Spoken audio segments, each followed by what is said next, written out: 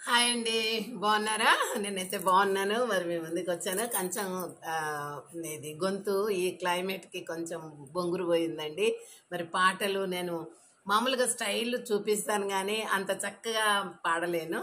మరి ఏమనుకోవద్దు, sorry for the trouble.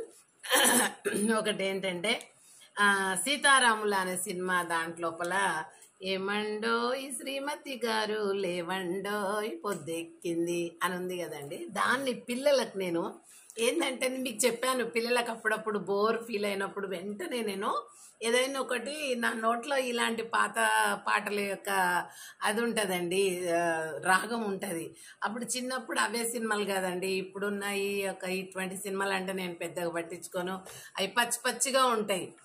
మనం ఏమి అసలు మనము అజ్జేయక ముందే అవి పచ్చి పచ్చిగా ఉంటాయి అన్నమాట. డైరెక్ట్ మీనింగ్ ఆ పాటలలో అయితేనే కొంచెం మైండ్ పెట్టి ఆలోచించాల్సి వస్తుంది.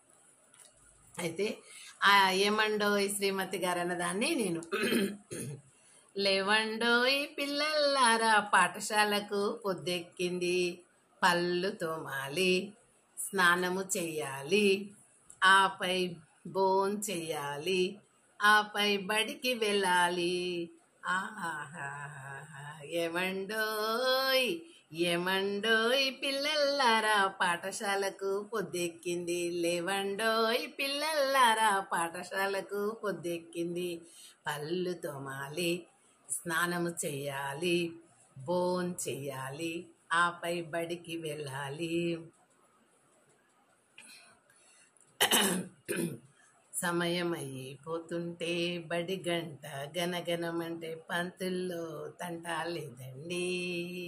ఆహాయ్ లేవండోయ్ పిల్లల్లారా పాఠశాలకు పొద్దెక్కింది.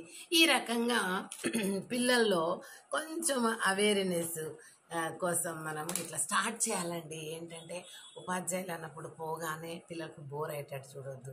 వాళ్ళు అందుకే స్కూల్కు ఇంటి నుండి పంపిస్తే తల్లిదండ్రులు పోనీకి ఇష్టపడరు. ఏం పోతాం అనిపిస్తుంది.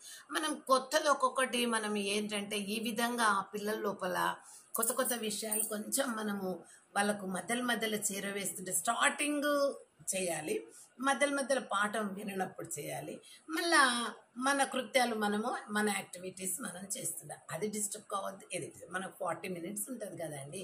కాబట్టి మస్తు సరిపోతుంది. మనకి ఇచ్చిన లెసన్ ప్లాన్, మనం చేసుకున్న లెసన్ ప్లాన్ ప్రకారము ఇయర్ ప్లాన్ లెసన్ ప్లాన్ బట్టే కదా మనం పాఠ్యాంశాలు బోధించేది. సరిపోతుంది, ఓకే, ఏం ప్రాబ్లం కాదు.